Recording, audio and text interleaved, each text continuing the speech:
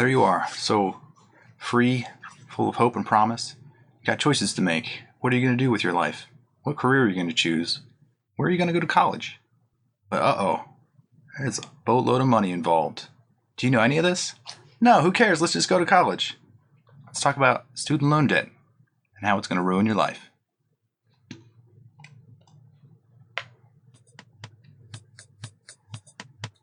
So I'm Dan. And I'm Nick, folks. We're old friends dissecting one topic at a time. People, technology, media, we've got it all covered. Each discussion here is a deep dive into our unique perspective. The taboo, forbidden subjects, they're all on the chopping block, baby. We don't pander to popular opinion. We might even get a little bit dirty. Warning, this podcast may contain mature language and sexual content, and is for infotainment purposes only. So join us. Have a good time. Open up your ear holes, because we're going to fondle your follicles.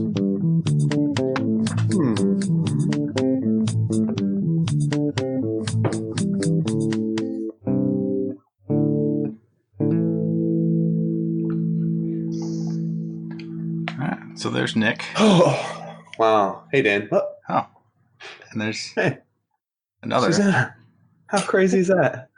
She just showed up. Was this an invitation? She's to your right, so that... There she is. Oh, my God. Yeah. How did I forget that? Yeah. Well, welcome. Hey, Susanna Harris of Susanna L Harris fame, Twitter, yeah, hugely thing. Popular, thousands, popular in circles. Yeah, it's like 10 o'clock at night over here, so I was able to book you in. Oh, thank you. Oh my God, you slipped very right lucky. in. Very lucky. Mm-hmm. Slipped right in the sheets. Well, we're glad to have you, and I'm glad to have Dan over there because today I think it's finally time we take the gloves off, folks. Talking about student loans. Hey, loan company, guess what? Had sex with your mom. Hey, student loan company, guess what?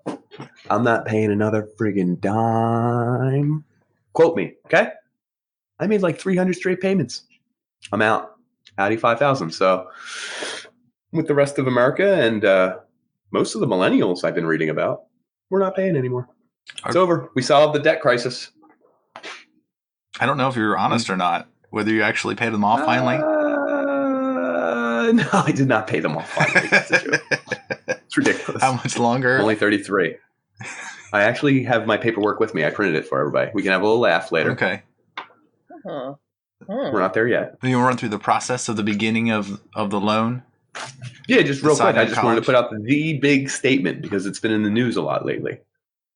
44.7 million borrowers. Yeah. So it's a pretty big number, but not like everybody in the world, right? Or in the United States. That's Collective debt, 1.5. That was 5 children. 1.56 trillion. Yeah. Whoa! Isn't that a lot? Yeah. It's a friggin' lot. Like that's enough to build a wall around the entire country. Or not. So, yeah, that's what I wanted.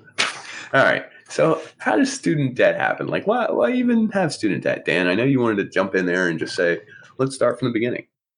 Sure. So why don't you? So you're in high school and there are career paths. I guess there are paths that cost money, more money than others. Mm-hmm. Like you can go to a trade school or, just start working. Most people with the American Dream, they go off and go to college. They pick a major and they decide if that's what they want to do for, I don't know, for the rest of their life, but for the foreseeable future until they pay their loans off. Because it should be a good, wise choice that pays off in the end. Should be. So I chose a major that was based on just creating stuff. So I became an engineer. But that was the only reason that I ever went to college. That was the only thought in my head. So for Nick, I chose biology because I was really good at it. You started off bio? Yeah, I was a bio major for a year and a half. Oh, man. I was straight B's, baby. But it really was boring and tedious, and I didn't want to do it for the rest of my life. Uh-huh. Titration reports made me want to throw up. Just sitting in labs when it was like, I know the result. It's endothermic. And we'd be like, well, here are the goggles. Here's this. Here's the material. You got to check out the material list. We got to do this. We got to check them out. You're going to have your partner. You're going to check out your goggles. Make sure this is here. We're going to fill out the report beforehand. You're going to weigh them. you're going to weigh them after the fact. And oftentimes it didn't add up exactly the way you wanted it to. And they were like, just fudge the numbers. It was end of, and I'd be like, okay, this is great. And then it'd be like, write a report. It has to have this in the, what do they call it? They break it down like a thesis. The introduction. Yeah. Oh my God. That was the worst writing I've ever experienced in my life. Procedural. It was so bad. Yeah. There's a whole slew. Mm-hmm. So I switched to something that would make me a little more money. Journalism, English. I'm going to be a newspaper writer next year. Yeah. So we have art. So ironically, like that more? I did. Dude, I love literature. I love reading. I love breaking down film. I love breaking down themes. I love like higher level thought. It's just the applications in the real world. He's a real good thinker. Give him a lot I'm of money. I'm a real for good that. thinker. There's not Give a lot a of money raise. in that. He thinks outside the box. What does he do? Well, he thinks outside the box. But what does he do? Can I see his Well, resume? it's outside the box. There's nothing on it. Why is that? Yeah, there's nothing on it. It's outside the box. Yes, it is. So anyway, no, I switched to English. I did. Paid the same for it, and still paying for it. So Susanna, why did you pick microbiome? Or did you start with that? I did. I'm like one of the True. weird people that I Love lab reports. no. Everyone hates it. That's what's so funny. You're like, ugh, I hated endothermic reaction. I was like, yeah, me fucking too. Like, no one likes that. No biologist likes that. Good point. Yeah, otherwise you'd be a chemist. But Yeah, I hated chemistry. I really did hate blows. chemistry.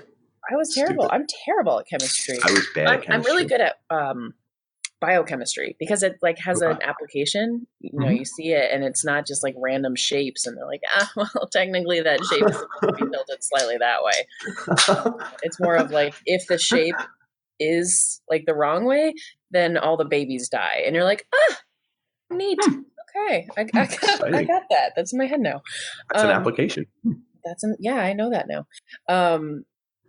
Yeah, that was a tangent. So no, my junior year of high school, I was taking an AP bio class and we had like 2 days on microbiology. It was about bacteria and viruses. And I just saw it. I was like, that is the coolest shit I've ever seen.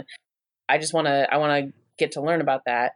And so I chose a school. I was really pissed about my school, to be honest, which is where I'm wearing it now.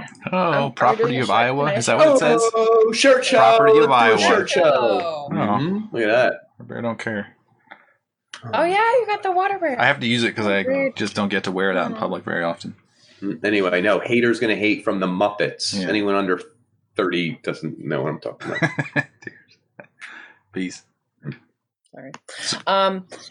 Yeah. So I actually chose the University of Iowa because I wanted to have a program that had a good microbiology program, a decent study abroad program, and that I could like partially pay for. My family had me pay for half of my college, but I was able to pay for things out of things like fellowships or scholarships. But they said whatever you go to college for, you got to be able to pay for it somehow,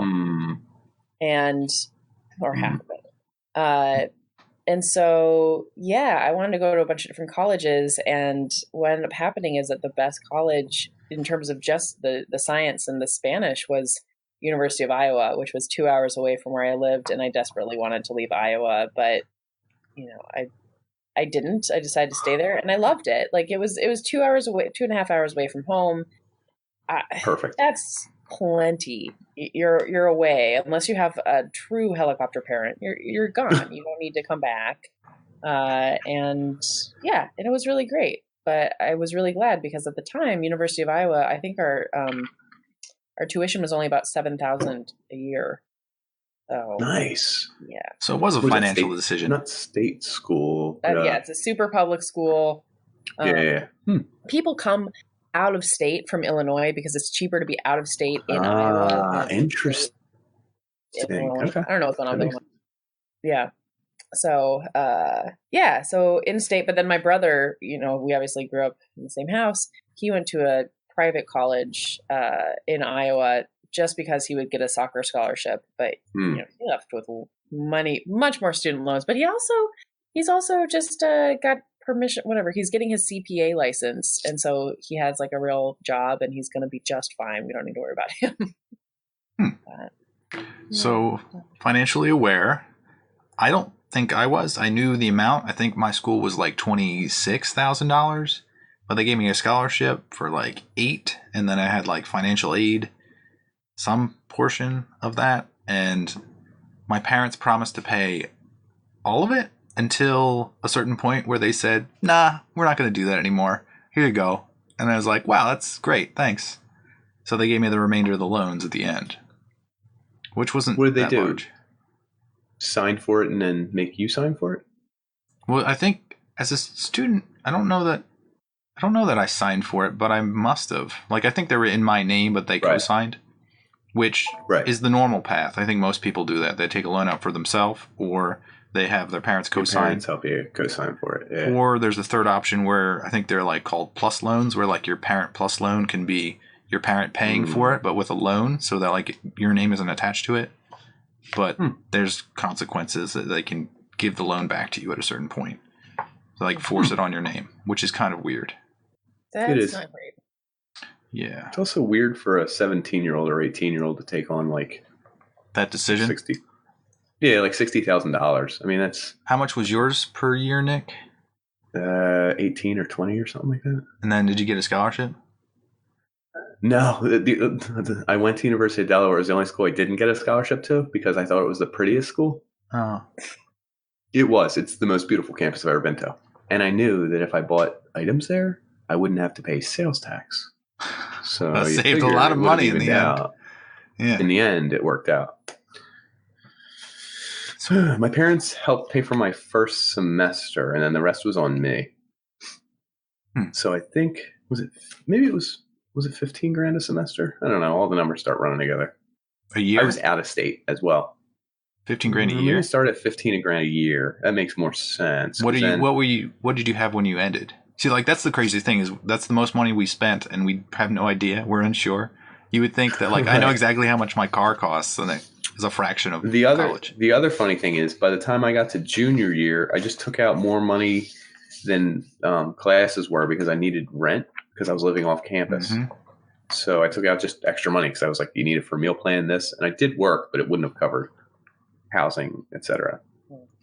And I actually don't know. I printed my loans. Excitingly enough, this is gonna be one of those episodes where I end up depressed by it. You look so sad and mad. It's making me happy. I was trying to get. I don't know why. You guys are enjoying this. That's fine. I hear you shuffling papers like you're reading like a eulogy or something. I mean, like your own eulogy. It's like all these pages with all these numbers on it. How are as a kid, you don't know like what interest means. You don't know how it accrues if it's compounding. Like you don't understand interest. Check out that girl over there. I'm interested, buddy. It's 8.5%. Sir, are you sure you're aware? I just flicked down my shades. I was like, sign me up. I'm 18. Like I thought it was pretty cool at the time, but interest is not that cool. The piece that I did not realize, and I don't even know. I don't know. I mean, I know how we didn't realize. There's no way to understand what the hell is going on. Right. You can at that age anyway. But even, like, I had parents looking into it, and they were like, I think this is your best option. And I got to start my senior year because I had to take out loans, and I was like, wait, I have money in savings. Why do I have like $8,000 in savings and I took out loans the first year? And it turned out like we had for some reason been like, oh, it'll be better if you have a cushion in case anything happens, which I get that. That makes sense, but kind of, but what ended up happening is like I wasn't on financial aid, so I was on a 6.8% interest. That started as soon as I got the loan. Oh, most people don't realize it's mostly not deferred. Yeah. It accrues while you're in the school. Yeah. So, but it was funny. Like my last, it was because it was a double whammy. It just like pissed me off. So I had for the first 3 years, like that was the standard rate was 6.8%. My senior year, the year that I didn't have to take out loans because I was like, well, I'm going to use this savings money because that's interest free, essentially. that was the year when Obama had the switch over to everything being like 2.4 or 4.6 or something like that. Like, I was like, oh, it's Son of a dumb. gun. So how lucky for those other students. I love them. There's an interesting like period between when Nick and I went to college and when you went to college that the interest rates were like, freewheeling, and they were up into like the 6 or 7%. Before we went to college in like the 2005-4 range, you could get loans for like 2 or 3%. So like people were getting this fantastic deal where they still carry the loans. There are something like 20% of school loan holders are actually above the age of 50. I saw that. That's crazy. It's an absurd amount of money. And like they keep that because either they're paid for their kids or their loans just aren't worthwhile to pay off because you can gain more money in the stock market. That's so out of my league. Yeah. If I had the money to pay my bills, and then I was like, on top of that, I won't because I can invest it. My goodness. I mean, that's essentially though why people like take out a mortgage, but then don't pay it off early. Yeah.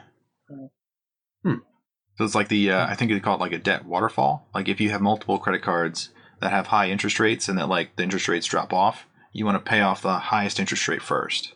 Right. Well, isn't that called the snowball too? Like you could snowball if you want to.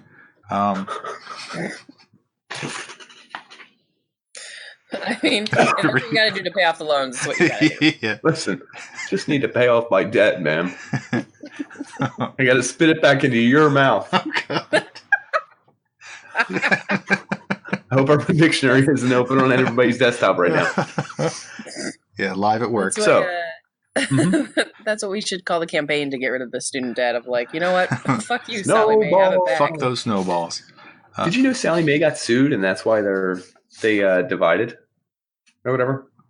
Washington state government and the federal government sued them because their practices were, what's the word for deceiving, and malicious. They would take the shortest route to not alert people that their stuff was due and then call them delinquent and then collect extra money on it and stuff. They were also the originals to selling your phone number out to telemarketers, which wasn't legal at the time. Oh, they got sued up their butthole, but that doesn't affect, like they didn't give the money to anybody. I think they just got in trouble. Slap them on the wrist. And then they sold off the student loan portion of their thing to, are they Navient? They are. Yeah, because they are. They switched over halfway through, and I was like, now I have no idea what's going on. Yeah, it's like, who collected my money? How much did I pay? Yeah, that's how I feel. I'm always like, what? Take it. Go ahead, please take it. Yeah, I always love the security questions on there of like, we have to make sure it's you. I'm like, I don't give a shit. Oh my God. That's my favorite joke. I'm always like, please, open door policy. You want to pay for it? Go for it. Yeah. I don't care. I can be drug money. So we didn't talk about the different types of loans. This guy did some research. So there's, I guess you can go and get a full scholarship. Federal. Mm-hmm. And that's one way of saving money. Like grant money. That might not be available to people. Yes. Not having to pay. That's one way of saving money. It's a key. Yeah, Some people game the system by not being us. I'm not going to say the commonality between all of us. So there's also federal loans, and they break down to like subsidized and unsubsidized. So like a subsidized loan is subsidized by the government. The government actually takes care of the interest while you're going to school. So those loans don't accrue while you're going to school. So that makes sense. Yeah, an unsubsidized one will. This is what interests me. So the government is paying off the interest while you're in school? I don't know if it's like... Or the government just has a deal with them where they're like, we're not charging them. The easiest way to describe it is that they pay the interest. It's interesting you say that, just because the only research I did that brought me to here is that there's 9 companies that bid to be able to hold student loans. Did you know this? Mm-mm. Yeah, it's not just anyone can have student loans. There are 9 companies. They all bid for this. They all sucked off politicians, sucked off somebody in government, and sucked off somebody else's butthole. Anyway, there are 9 companies. I'm going to name them. They're all good people. Anyway, they probably sucked off a lot of people on the way there. Cornerstone, PHEAA, Granite State, Great Lakes, HESC, Ed Financial, MOHELA, Navient, Nelnet, and OSLA Servicing. Servicing buttholes around you. Ooh. Oh. Anyway, they're great folks. Everyone who works there, if they all suddenly got some kind of weird disease, we'd feel terrible. Awful indeed. We would. Awful. But it strikes me as weird that you can bid for it and then get to collect money off of people who are 17 who are signing up for $60,000 and don't really know what they're getting into. I guess that's capitalism, baby. I don't know. That kind of brings up the question too of like when do you have financial freedom? When are we deciding that people can make these decisions? If it's a federal loan, it's before you come of age. You can get a federal loan for schooling before you're 18. When you're 17 or 16? Yeah, which is bizarre, right? Because even in high school, they don't teach you finance. They don't teach you the stuff that's going to cost you the most money for the first No, not at all. 10 or 20 or 30 years of your life. No. No, and like they don't, I went into the financial office at one point because I think something was wrong with my password or something. And they were basically like, which form do you need? And I was like, I don't know. I don't fucking know. I'm here because you should know. Like they didn't know anything more about my, it was like, like I've got loans. They're like, yeah, you got to deal with that through, it was Sallie Mae at the time. I was like, so what are you doing? Like we like money. We like money. Just send checks. Well, they're just workers. Funny. They just literally get paid the minimum wage to just answer question X, Y, and Z. They don't really know, I don't think. Yeah. I don't think. Yeah. I don't know. I mean, I can tell you the biggest, one of the big issues is that costs of education are going through the roof, right? Like rent and cost of education going crazy. Right through the roof. Yep. Do you have any rates on that? I don't have. I do. I should look those up. Do you have rates? Somebody said it was between like an 8% gain, like over inflation, and like at certain points it was like a 26% gain. So every 2 or 3 years, honestly 3 to 4 years, just to cover my ass, that like the amount of money would double. So like the cost of education compared to like the people who went 10 years before us or 20 years before us, it's like they could have worked a part-time job and paid for college while they were going to college. For us, it's like you have to have like some sort of magical job that pays you in the off hours that will cover 40. Wait, what? I'm gonna get the averages here because I think the average was like 26,000 for like public university. Yeah, it was actually 25.5. 25.5. And the private one was like 32 or 3. I didn't have the private number. That's good. So like that amount of money a year is impossible to earn, in my opinion, unless you get like a fantastic job. Or your daddy has a business. Exactly. We'll cover you. Or your daddy. That's like a lot of things here is like people have daddies. Yeah. If you have daddy can mean many things. If someone wants to be my daddy, I have an application down here. But speaking of applications, did you know the government has been pushing through this student loan forgiveness stuff? It's showing up everywhere. Student loan forgiveness is happening as we speak. Everyone's student loans are being forgiven.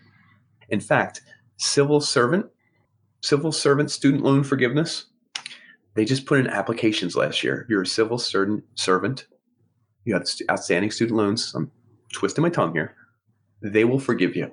They received 49,663 applicants last year. They approved 423. That's fantastic. To be forgiven.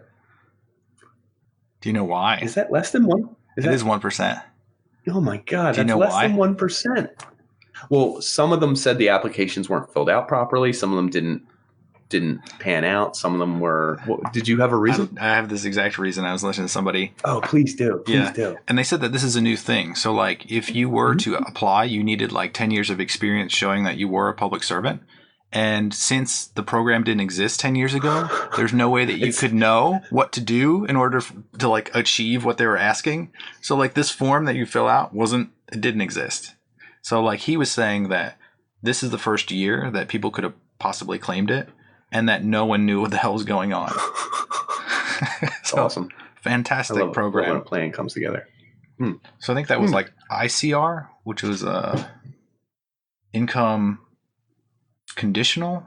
No, that doesn't sound right. It was like based on what your job was. So you can do like public servant. You can do things that are for nonprofits in order to say that my loan should be forgiven, should be wiped off the record because I did something noble or honorable or whatever you want to call it. Weird.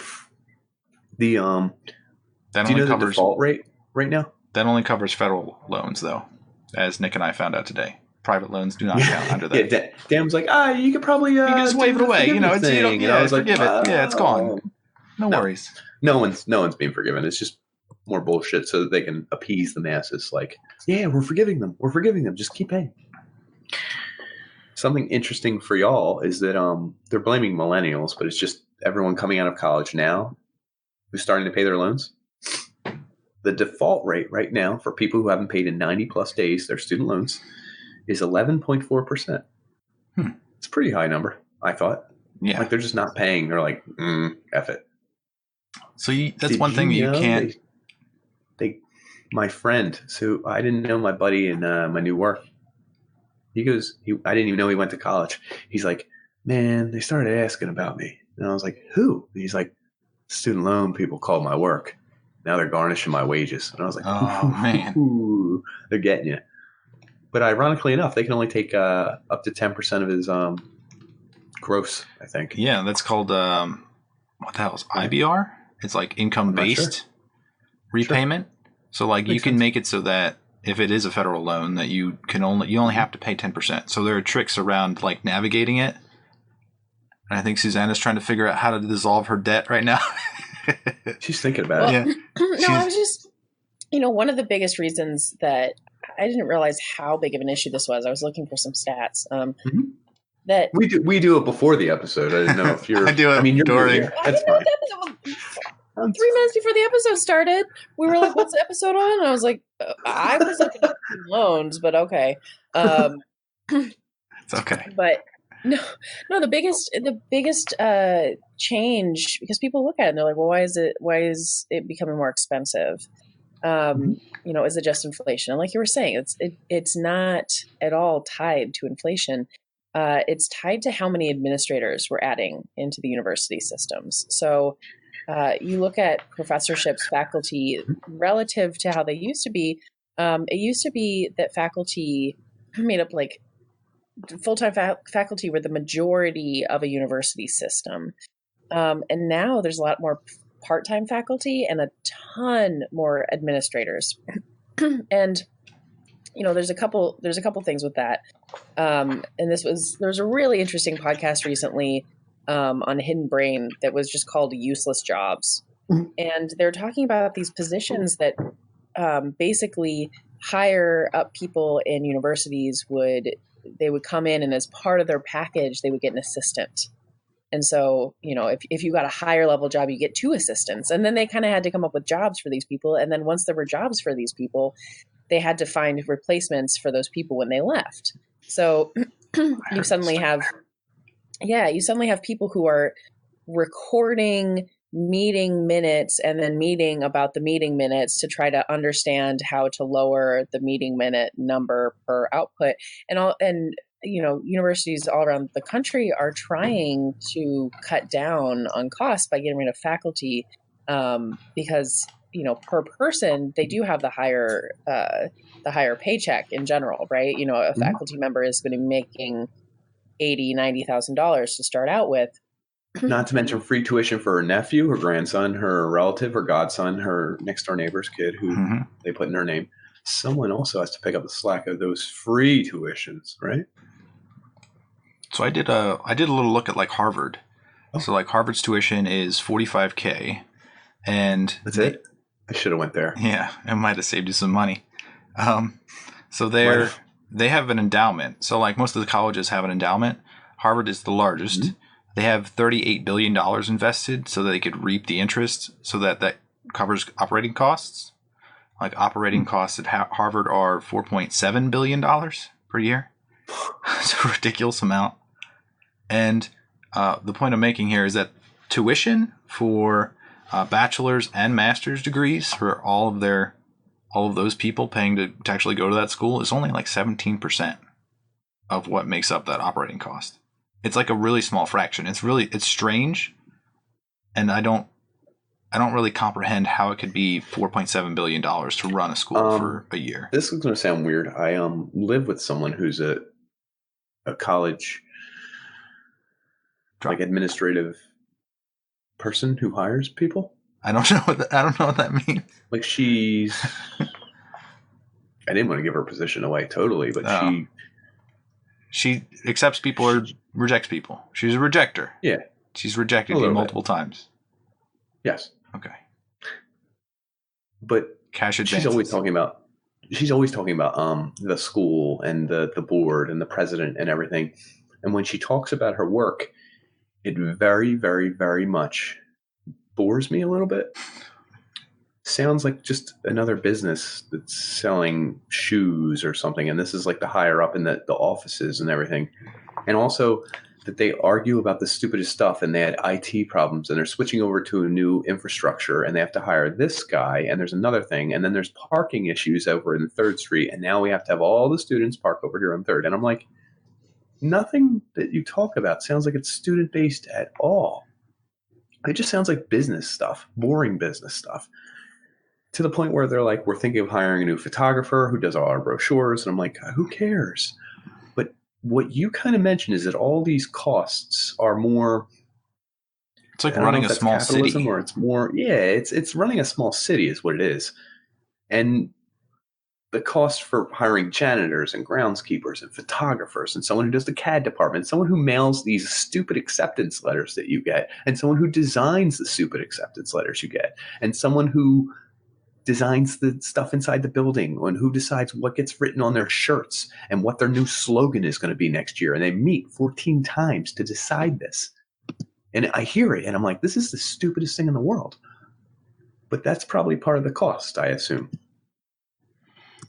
I don't know where I was going with that, but it tied into what you guys said. And it's really, mine's more firsthand. You guys Googled it. Mine's firsthand. So like, not that I'm competing. I'm just saying. Anecdotal evidence. Eat it. Yeah, that was part of like the running of a small city. Like they allowed colleges to be small cities, which is kind of strange. They do. They have different laws, actually. They have their own police force, a lot of them. Like mine did. We have University of Delaware cops versus Newark cops. They were different forces. There were different rules. There were different. That's bizarre when you think about it. Have you ever heard of like the discount tuition rate? Mm-mm. You know what that Hold means? on. Do you know about tuition resetting? I don't know what that is either. Okay. So I heard this from someone in college. I know. Okay. They do something called every few years a college will start advertising this and start talking about it and sending commercials and stuff about this, but they reset the tuition.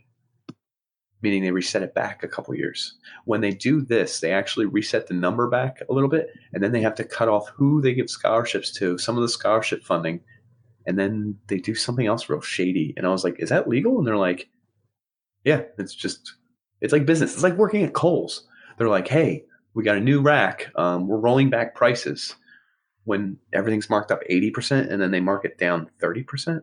Like, I don't know if what I'm saying makes sense. So this is exactly what I was going to talk about, actually. Okay, go ahead. Anecdotal. So the discount tuition is like the tuition that they say like, half off. Like this is a great deal. Like they inflate the rate that they give people. They say like my school costs $45,000, but we'll give you a scholarship for $10,000. But like little do people know that like the discount rate for colleges, I think the average is like 50% of people get a scholarship. So it's like the actual normal rate of a college is probably like $35,000 instead of $45,000. Right. So part of that is like, it's also a bullshit tactic because people get suckered into thinking that they saved money by getting a scholarship.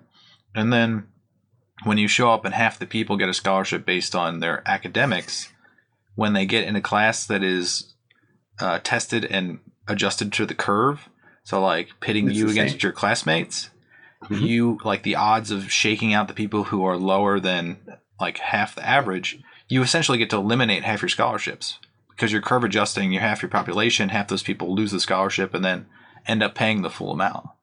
So it's a trickery. Yeah. Trickery. Trickery. So it's a sabotage. Yeah.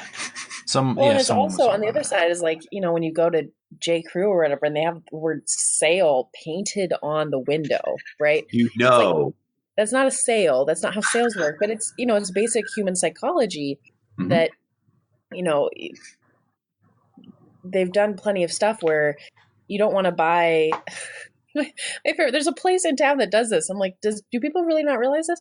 But they'll say like buy 6 biscuits for this price, buy 12 biscuits for this price. And it's like the same price, but they just say that, you know, 12. Do you get you get more quantity? Making me hungry. It's just bizarre. But yeah, if you see something it's half off, or if you get someone who says, you know, this college usually costs $45,000, and we're going to give you 10, that actually feels a lot better than I made $10,000. Yes. Yeah. And also you're going to the school that costs $45,000, right? Like, yeah, that's way better than the school that costs $7,000. I'm really sorry. He's got something to say about me. I know it. No, this isn't about you. It's this is very generic. At my old job, it's going to be about me. We had little bars of soap. Like we would sell soap. Just little bars of soap. 30 cents a bar. And I wrote on the display, like we would put the soap out here. Oh, initiative right here. Initiative. 30 cents a bar, and then I wrote 3 for $1. And my dad was so mad at me. He eventually made me take it down. But I thought it was the funniest joke in the world. And every now and then someone would be like, "That's not a deal." And I'd be like, "You're getting 3." It just cracked me up on the inside. Maybe that's it. Yep. But that's what sales are. People ever buy it though? They're like, oh no, I wouldn't have charged them $1 anyway. That's a deal right there. Hell yeah, let's go. So the whole scheme of doing this doesn't make sense to like try to put this on like a 17-year-old to try to figure it out, and it's kind of the biggest decision of their life, really, because they're trying to look for a major that sort of covers their future cost of living, and most people like us. Yeah, we didn't make the decisions based on how much money we would get or the return on investment. If you were to look at it as ROI, ROI, folks. Mm-hmm. So it's a tough Roy. Yeah, Roy. ROI. Sorry. No, that's all I had. No, it's a tough choice. I mean, I think it took until I actually had to pay it off for me to realize like how much I had wasted on like a college education kind of. How long did it take you to pay yours off? And like, if you don't mind me asking, like how much did your parents end up covering? Half, a third? My college 90%? My college was weird because we did 5 years and then we worked 1 year of that and it was split throughout the college. So I was making money, which is what I think my parents were getting pissed off at because I was making $16 an hour and so like $32K a year, but it was split up like semesters. So at the end of it, I had like maybe $8K in the bank. And then when I started my first job, they gave me a relocation bonus, which covered like the 12 or 10K that I had from student loans. And it was a small amount. So I just knocked it out right away. So I didn't really have the student loan. It's a high interest rate. Yeah. Okay. I mean, you paid for it, but with whatever you had made. So it kind of, you zero-sum gamed it. Yeah, I didn't leave with like $100,000 worth of debt, which I know some people who did. And then they had a hard time finding jobs while the interest accrued. And paying it off is like brutal. It's ultra brutal. Watch us. I got this one down pat. Susanna, because it's the opposite, my visual. Yeah. Did you accrue a large amount of money going for this PhD, et cetera, et cetera? Mm-hmm. Without giving us specific numbers if you don't want to. No. No, I get paid. Damn. Make money. Yeah, once you get in the higher degrees there, it doesn't cost you anything. You serious? I should have just got a PhD. Yeah, in humanities, a lot of times you pay. Or if you're getting a master's, sometimes you pay. But if you're getting a PhD, and the reason for this actually makes sense, because at first I was like, this can't be possible. It's because the majority of the money that comes into a school is not tuition. If it's only tuition, they'd be running at a loss. If they just took in tuition and then paid for the building cost associated with teaching students, they would operate at a loss, even with the crazy prices. The majority of money comes from endowments, from donations, but most big R01 universities, they are coming from research money. And so the people doing the research, the people who provide the data to get the grants are us. So that's sort of the funny thing is that if grad students stopped doing anything, and that's what happened actually at the University of North Carolina this last semester we had this whole thing with Silent Sam. I don't know if you guys heard anything about it, but there was this, I think I annoyed the shit out of you. Quiet protest? No. Yeah. And so, yeah, grad students, forever, nobody had listened to us. And somebody was like, okay, it's near the end of the semester. This is why you're doing it this time, because you don't think students will care. So we're not going to turn in grades. And it became very clear how much power was actually in the grad students that aren't normally treated very well, given their expertise, given, what few benefits we have and what we are going towards. But it became very obvious how essential these lower pieces are. So yeah, I am paid. My tuition is paid for, and yeah, so I get paid before taxes. I think it's 32 or 33, which is for me it's very livable. For me, it's comfortable. But I think my issue is that all of these schools keep preaching this idea of diversity. They keep preaching this idea of, we want to have first gen students. We want to have mixed background. We want to have multi-race. We want to put it on our pamphlet. Sell that. Yeah, we want to put it on our pamphlet. And then the truth is that they're not supporting it. There's a huge difference between asking for integration, which is bringing in people and saying, yeah, you have a family. Yeah, you're mid-30s and you've got a family, but we want to support you. That's integration. Yeah. Versus most of the time we're just asking for assimilation. We're saying, it's nice that you're first gen. We brought you in here. We gave you a discount. Now we're not going to give you any resources and you have no idea what you're doing. Or you've got a bunch of really racist schools that are like, oh, we got to fix our optics. Let's bring in some people of color. And then they don't have any programs to support them. Like they just bring in 3 students and then take pictures of them. They don't have like an actual program or anything to reach out to anyone else. It's just those 3. Exactly. So for grad school, they're really big about it. They're really like, we're inclusive. We like a bunch of different ideas. And then pretty much the only people who can afford to get through grad school without, really digging themselves a hole is somebody like me, that I'm comfortable. I have a safety net. I don't have a family or outstanding tons of loans. Did your parents help pay for other parts of college entirely? Some of it? I'm just curious. Because maybe I missed that. So they covered half, right? They covered half. And so that was cool. Everything. Housing and all that, whatever. Yeah. It didn't include like food and clothes and stuff like that, but it was basically room, like it was housing and tuition. Which you said was like $7,000, right? So they paid half of $7,000 for a semester. Mm-hmm. So that was like 4 years times what? It changes every year. Trust me. So what did you end up having at the end as a loan, and do you still have it? Right. So again, I think I was really fortunate, and I'm also I'm a really goal-oriented person, and so the thing that got me through a lot of stuff was this online site called CNN Money Calculator, and you type that in, and it'll show you like your student loan thing. And it's really fun. There's like 3 things you fill in, which is fun.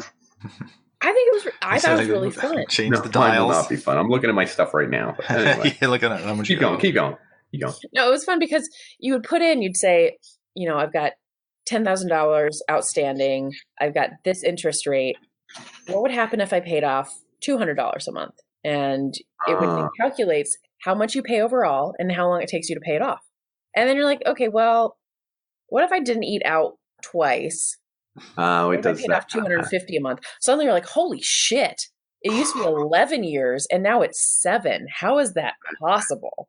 And so I was really motivated to pay stuff off. So I left with about right around 15,000. Not bad at all. Because I had worked, I started babysitting when I was like 12. My parents were always really big about, I'll cover your whole college. I babysat the right waitress at Applebee's. So Were you Applebee's? Yo, you ring and bring some dish. You know what I'm saying? Half price apps. Oh yeah, I got that 2 for $20. Listen, my favorite people are anyone who's been a server. Yeah. Sorry. No, I agree. I think everyone should work in a service industry at some point in their life. Whether that's, I could never work retail. I would murder someone. I would straight. Oh, Mm-hmm. I agree. So, Yeah, I can't wait to murder so I left somebody. with about 15,000, and then I was really fortunate because I moved down here with my partner at the time, and he and I split things. And with the 2 income households, and North Carolina is cheap. That's part of why I chose North Carolina versus I was looking at Boston and Ithaca, New York, and San Francisco, and you get paid an extra $2,000. That's And the cost of living is like twice as much. Oh right. yeah. Oh yeah. So. And also, like you don't. Everything is so much harder. So and the sports team in Boston are all racist. So right, I agree with you. Shitty sports teams. Sorry, I'm especially the ice hockey. Shade. Yeah. I apologize. Yeah. It's like what? Yes, that's why I went to North Carolina. Actually, it was funny. The year that I came to North Carolina was the year that they got in trouble for all those paper classes of all the students. Oh, I don't know if you guys heard about this. So keep going. Yeah. All the athletes were taking these classes that were their advisors would push them into it, and the class was basically like for a midterm and the final, you would just turn in a piece of paper with your name on it. Sign here for an A. That's so good. Did anyone misspell their name? Please give me a C. I'm sure they did. Well, and the thing was, it all came out because it's fucking college students, so they talk about it to their friends. It's not like anyone was whistleblowing. Actually, it was the fact that random ass people were ending up in this class. So the problem was actually that they realized they couldn't just give this to random ass people. So they had these classes now that this dude would show up, turn in a paper, get an A or at least a B, and the other person would be out there working, and they're like, why do I have a C on this class? I've been because I had to balance. Randomize the scores. Man. It was so bad. It was so bad. But so that screws their athletes, though, because then they're uneducated when they get that injury and they don't have anything to rely on, which they care about so deeply. Did they care at the time? Does the college care at the time? I don't know. No, I think some of the issues were the students who, the fear was it was technically you should have put them on academic probation. And so for those students that had been there for a year and it was their college coach who was telling them to take these classes, they're a sophomore, and the reason they're able to go there is for scholarship, right? Most of the people are not able to pay for that on their own, and they're on an academic probation because their coach told them to do something. And it's just it was so gross. College football and NCAA. NCAA makes I see it the other way too, though, where someone who's an athlete he's just dumb as hell, but he's really good at sports. He's athletically smart. He's a genius athletically. Smart. He's a genius athletically. He or she might not be able to do any classes, might never be able to do classes, but is so gifted at the sport. I wouldn't want to keep them away from the sport either. I wouldn't be like, you're not allowed to play sports because you're not smart enough. That seems weird too, on one hand. Isn't that some sort of classism where it's we only let people smart enough play this brain sport. Type of people? We want brains, right? Here. Well, I think it was Clemson was one of the places that really started cracking down on. They just suspended 4 players, but I think it was for steroids. Sorry. Probably. Well, I think it was a while ago. I think it was a couple years ago when all this was happening that more universities started being okay, no, we really, we can't bring people in for athletics if they really can't even get close. Well, right. Then you wouldn't bring them in the first place. That would make sense. Yeah. No, I think, Dan, what you were going to talk about is how much the NCAA makes and really why do we bring these people into college if they shouldn't be at college? Is it for their benefit? Yeah. They make $1.1 billion. And the strange thing in Texas is that the high school football coaches, they make more than all of the teachers. As a high school coach down here, you can make over $100,000. And it's does that make any sense whatsoever? What priority are we putting on students to say, oh, this teacher makes a half of what the football coach makes? Is it really that important? There's no journalism quote that I learned in college you guys should adhere to. It's called follow the money. That's it. like a little It was just follow Dick the money. Tracy kind of sleuth. No. Just I had a teacher. He actually passed away last year. John Ross.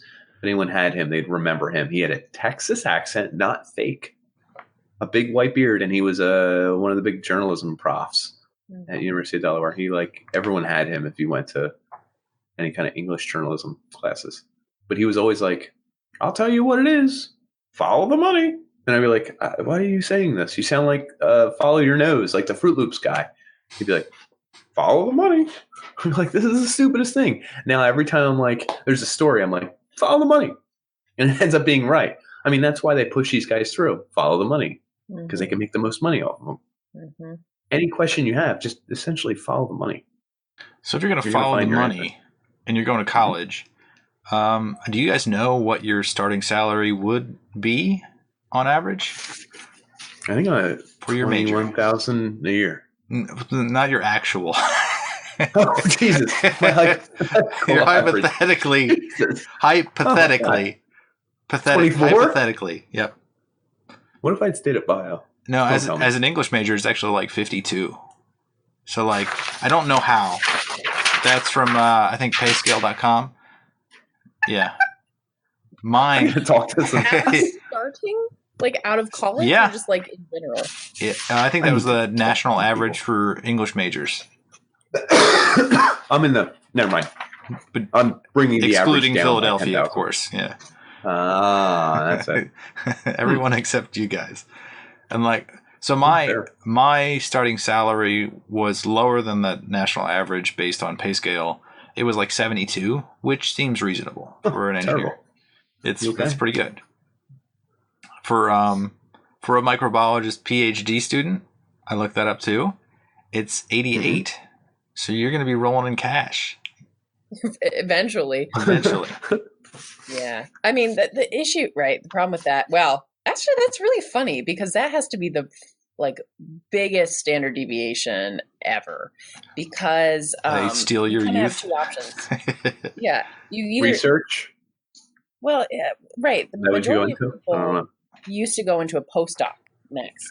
Mm-hmm. And a postdoc is like $50,000. Or if you've managed to go directly into industry, it's like $110,000. It's really like you make half as much money with the same degree doing the same job if you have this promise of maybe being a professor. Sorry. So, yeah. But I want to go into science, education, and outreach, so who the hell knows what I'm I don't know what that's going to be. Yeah. Well, people do what they think is comfortable. Like I was at the same job for 10 years because I felt like it was the right thing to do. I guess I had some loyalty there. So like being in college and spending most of your time as a student, it seems like you would progress and be comfortable in that arena, and you would be like continuous, like it'd be a continuous thing that you would do. Mm-hmm. So I can understand people taking less money to be comfortable, but not exploring what's out there. It hurts. And I can see the hurt on Nick's face right now as he's realizing. No, not at all. Would you go back and change it, Nick? No, not at all. This is easy. Would you take out more loan debt to go to school again? Sure. I don't care. Listen, everything I've done has shaped me to this point. Do you know that me going to this school, the only school I didn't get a scholarship to, the only school that whatever, and the only major and the people I hung out with, my sister dated a guy on my hockey team, and then eventually they got married and they have 3 kids. Like if it wasn't for me, they probably would never meet. And like I love my nephews and my brother-in-law. You're a cameo in a rom-com. You're the guy who made the connection and then doesn't show up until they lead role. Are. No, I was the lead role. Given the speech at the end. Yeah, the lead role. You're your sister, is what you're saying. No, that'd be the most depressing rom-com ever. Please don't make that. Yeah, that's weird. It all turned out. I don't know how to explain it. It's weird because. So you can't look at So you're leaning on like the serendipity of life, and then like the joy. 100%. Because honestly, what else is there? I mean, what we're talking about today is all money, and it's literally probably the most important thing in our lives, but it isn't. And this sounds like I'm talking out my ass a little bit, but I literally just saw one of my favorite people for the first time in like 6 months. He's about 65. He's African American. He was raised in the ghetto. He works at a church now. He pulled a gun on his boss one time, who was a trash truck. He was a trash truck guy, and his boss threw him under the bus. Anyway, he was put in jail for 2 years. Oh, literally. He went to a bar and pulled a gun on his boss. And I was like, why are you telling me this? He's like, I showed that son of a bitch what was for. And I was like, what did you do that for? He's like, he was giving everyone's overtime but me. And they're like, he would do this. And like, I was like, you're crazy, dude. Anyway, he learned his lesson. He was young then. His name's Richard. He's one of my favorite people. He got mouth cancer 3 years ago. He's really hard to understand now because like he lost half his jaw, but they controlled the cancer and everything. And I haven't seen him for 4 months, 6 months. And every time I do that with one of my customer friends or whatever, like I feel like they could die. Like I have customers and friends who die because I don't see them for 6 months, 5 months. They're older. They have issues. This guy had mouth cancer. I just saw him today. I was giving him daps. I was doing on the back. We were high-fiving. We were talking about some old stuff. And then we were talking about the Eagles for like 15 minutes. And I was so happy when I left him. I was like, yo, my man Richard still got it. He even made fun of my coworker who replaced me. He was like, that guy's fucking, I hate him. And like, I was like, yeah, I do too. But like, I've never been happier to see Richard. Richard, I just found out today, his birthday's 2 days before mine. My birthday's next week. Oh. And I was like, yo, your birthday's coming up? He's like, yeah, man, my birthday's next week. We're going to AC. I was like, yo, my birthday's next week too. And stuff like that makes me realize that my man Richard's never going to make more than the minimum wage in his life. Working his job, like I won't. And there's people like that I come across that are my favorite people. I forget where I was going with the whole thing. I don't know. You're saying like it's not about money. It isn't in a way. I mean, friendship, it is. Oh, it love. is. But it's the people you come across, like the personalities, the people you touch. And this sounds so stupid because I don't want to end an episode and be like, this is all the money problems of America. but everyone's happy. But I don't know. Like for that reason alone, I don't care that I've been in debt forever. Here are my numbers. Perfect segue. Okay, hit it. So I pay $588 a month in student repayment. That's not quite a That's a car payment. It's a car payment plus groceries plus something else. I've been paying it since I was 21. I have, let's see, Navient bought some of my loans and Nelnet. So I have two companies I still owe loans to. Navient, I owe $16,300 still. One of my loans is at 5.5, 8.5, 5.5. My estimated time of payoff for Navient is 12/17, 2022. Pretty close. Okay. So I'm getting there. Okay. The other company was Nelnet. Is it smaller or larger? It's larger Hard overall. to tell. It's 19,381 left. This is left. I've been paying for over 10 years. So it's only 4%, and I will be finished paid off, and I had it on here. 2024-ish? 5-ish? Yeah, I think it was 2022-ish. So I will be like 40. Who knows? So this is leaning into that depresses you. This is leaning into like the mathematical construct of like deciding like the perfect path in life. If you could like just think financially. Oh, that was literally the opposite of the perfect path I chose. Yeah. I 100% would tell no one to take my path, but I would never return my path, if that makes sense. Yeah, I think that makes sense. I have a question for you guys. Yeah. Okay, so one of the things that keeps coming up in a whole bunch of places is this idea of universal, like, basic living income, right? This idea that we as a society have enough resources and money to make sure that everyone can live as a human. That's one thing.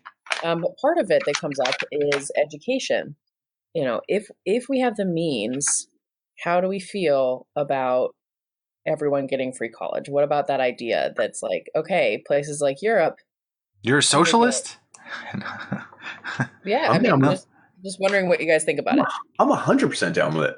I would pay everyone the goddamn same. I know that sounds because I make less than everyone, so I mean it makes sense. I would say that, but I do again, like social there are some systems, people who make Social Security and stuff like that. That should cover people that can't go to college, can't do that. Like they're not going to be up to snuff. So I do agree that there should be some form of coverage for people when they can't make it. Dan, you're going to get banned from a lot of those websites you do your forums on. Oh boy, they better not hear you're a socialist.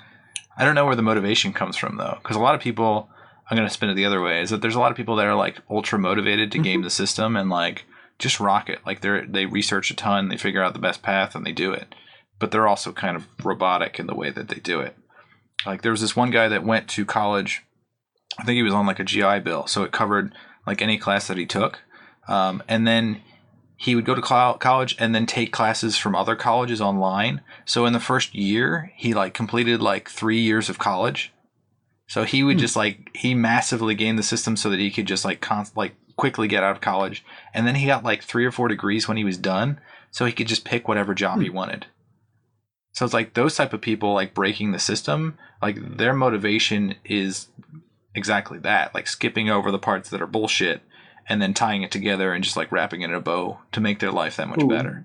Was he good at his job? Does anyone know? I don't know. It's so weird.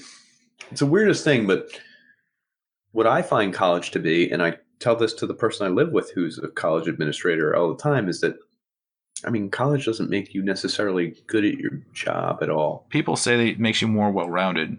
I would say that it expands your networking skills. Like the people you run into are probably more influential if they're from a college. But college. I mean, being away from your parents, learning to live on your own, kind of letting loose, independence. Those are the reasons I chose a college, and that's not the best reason to pick it. But you could game it too.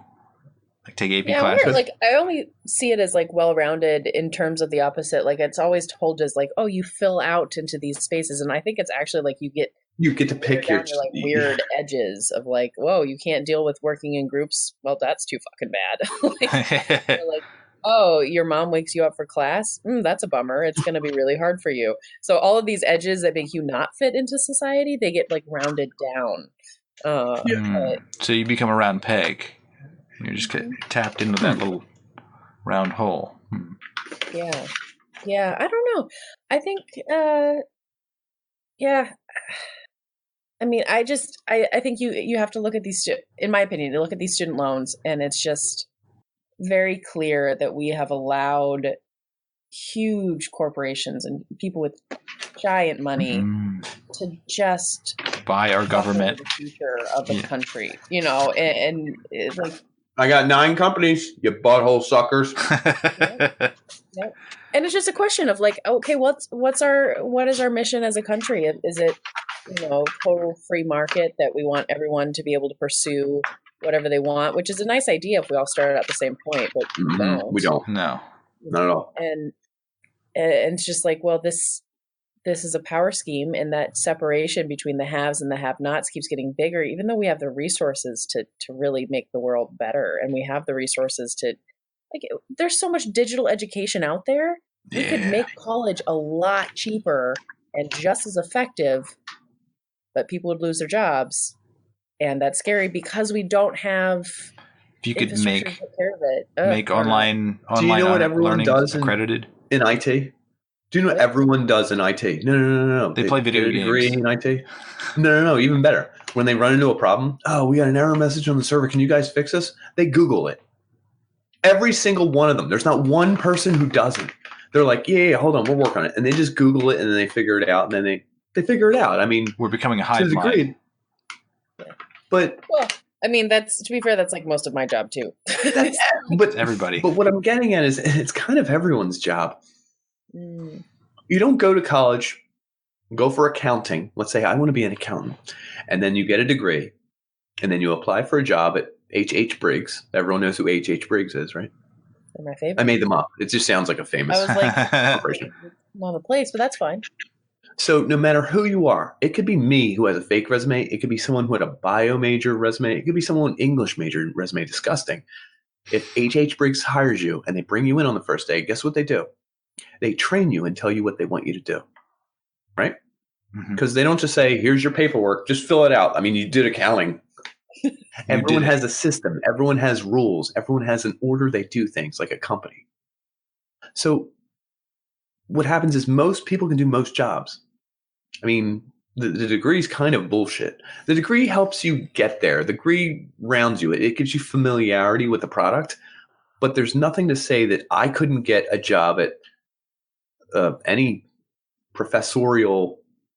Did I say that right? I don't even know. You going for tenure? Going for tenure? I could go for tenure to fill in for someone, answer all the questions right. I got your tenure. Don't worry. They'd be like, this guy got it. And I'd be like, oh, by the way, it wasn't really me. And they'd be like, well, you can't have it. Like, I feel if you faked a resume, you could get in anywhere. Exactly. And I think I would be okay. And then eventually they tell you what to do anyway. It's not like I would be like, well, I'm going to change the way this company does taxes and change everything. Do you know what I mean? I do think it's about experience. I think it's interesting because 100%. The academic stuff, and I think about, the classes I've taken, what do I actually get out of it? And it's truly what I've gotten out of it is the ability to speed read. That is a huge skill that you don't get without experience. Right. The ability to write convincingly and accurately. That's some of those things that you can't just fake. Like, I agree that you can go in and spit out the facts, but the truth is that those are the facts that they actually do give you in college, right? Like, that's unfortunately the focus of high school and college in so many ways is to do these facts where really you could even get experience in school that was, if you're doing accounting, it doesn't need to be memorizing laws. It could just be, okay, we're going to give you practice sets, and at some point these are going to be real sets of data. Like you were saying at the start, Nick, of, well, let's have the chemistry class actually do something. The problem with chemistry classes is they have you make cool things. If everyone just actually got to make a starting product that was going to be used in an actual chemistry lab, it'd be way fucking better. Be way better. So I just see these systems that are so in place. I mean, most of the way that we do education was set up in the very start of the 1900s and based on stuff that has been around since the 1800s. But before that, this didn't exist. This isn't how people learn. I really think that, with the digital age where students no longer have to get everything in one spot, you don't have to go to the University of Iowa, so you can get the best English and Spanish and microbiology. You can go to the one place that's like a trade school for microbiology, and then you can take those extra classes online, and hopefully you can focus on what you're going to be doing. I think the trade school model is awesome, and I wish that it expanded out past, technical assistance and things like that, because so many people don't want to be the CEO, the professor. They just want a good fucking job and not to be stuck with student loans until they're 55. 42, whatever. I'm not, what? Sorry, that was a full rant. I don't know where that came from. No, that was really good. That was heartfelt. That was real. And what it told me is that, listen, we can all do any job. We can all go to any college. We can all accrue any debt. We can all have any amount of money we don't make and do make. And everyone makes the same amount of money. We are a socialist podcast. Boom. Stamp it. Dan, can you say it? Say, I love socialism. Just say it. Can you put a little Russian flag in the corner? I don't care. Go for it. I just finished all my beef jerky. I'll share it with everyone. We all have my beef jerky. Wow. That's expensive. No, it was 2 for $10. I mentioned this earlier. That's still expensive. One for $4.50. Where'd you find that? Oh. You're doing my logic on me, huh? Why would I buy 2 for $10? It's 2 for $10. I let everyone else share it upstairs. I didn't just open this fresh for the episode. If I ate $5 worth what's of with beef you jerky, eating? Stop eating. I'm like, he did this 2 episodes ago, and oh my gosh! And then he passed out live on camera. Oh no, the drunk. I got too drunk for an episode. This only happened once, and it was 2 episodes ago, and because it took them an hour to figure out how to do. So it doesn't matter. Well, college. This is a good way to wrap up the college section of like really, why do we all have student loans? I spent so much money on alcohol. And it's actually difficult to spend a lot of money on alcohol as a woman. I have no idea what would have happened if I was a dude in college. I would have had twice as much student loans. We make other dudes pay for the alcohol that we are providing at parties. That's the trick. That's good, because otherwise you got to do this weird, like women, like people are always like, oh, you get free drinks, and you're like, it's a trade-off. It's not free, like, right? And why would you base the entire night on free drinks? You could get a free drink or two, but then like, when do the drinks come? Drinks is saying you don't want to have a drink, but it's a gamble, and it's sort of like every 15 times you do it, you're going to have a weird altercation and hope your friend is there. Good point. I didn't even think of that. The repercussions of getting a free drink, sometimes it's not worth it, probably. No, almost never. No, so you have to do it's really interesting. So you can only stay at the bar for like another 30 minutes, because then otherwise they'll come get you and be like, no, another one, another drink. It's creepy. And at that point you kind of owe them or something. Oh yeah. They'll follow you out of the bar, they'll follow you to the next bar. They want their repayment plan. You know what's really cool? You from other guys trying to creep on you, even though they're creeping. This is crazy. Now I'm guessing in my college days I was a creep. I was a this. I was a that. Yeah. But most of the stories I hear, I wasn't a creep, because like I never got girls. Like I was always like, I tried to buy them a drink, and they were always not like, being creepy is never getting women. Well, like I never pursued them like beyond like, hey, what's up? And then if they weren't like interested in me, I was always like, bitch, again, I hate you. Like it was myself, because I wouldn't ever pursue it further and be like, hey, I'll get you another drink. Like I didn't. Oh, that was guys will come over and put it in your hand, and you're like, I didn't want this. That's and like, weird. Oh yeah, but you have to remember, right? These are bars where there are 100 people in there, and over the course of the night, of a certain age that are scary, right? Like so. That's the thing, is that a lot of dudes I tell them to, they're like, oh, I would never do that. I'm like, I know. But the problem is that for all of you, there's like, for every 500 of you, there's one horrible person. Right. And you don't know who wants me to get to the point of passing out. So I was happy to pay for as much alcohol as I could. And I truly think that was a very large chunk of the money. I went to the University of Delaware. I'm talking this much sales tax. Like, boom, zero. And you know what? It might have saved me money. It might have saved money. If you bought it warm, it was $1 cheaper. We would. Where did you buy this from? We would buy a warm 30 rack of Keystone Light for $9.99. Keystone Light, huh? Walk it back to my house. Did you get the orange can? I did get one orange can. I'm not even going to talk about that night. And we would open the 30 rack still warm and drink it and watch Flyers games. Oh my God. I miss that. That's gross. Like we didn't spend the extra $1 on a refrigerated case, but we also didn't wait to refrigerate the $1 less case. Well, why don't you just like at least each take one and then put the rest in the fridge? Because we would just sit it in the living room floor and just watch the game and start cracking them. There's something. You spend that much money to spend time. This is going to sound weird because this rolls back into jobs. You make friends that way. There's something to be enjoyed about unenjoyable things. Like sharing misery. That warm 30 rack. Having so many student loans, you can't pay it off.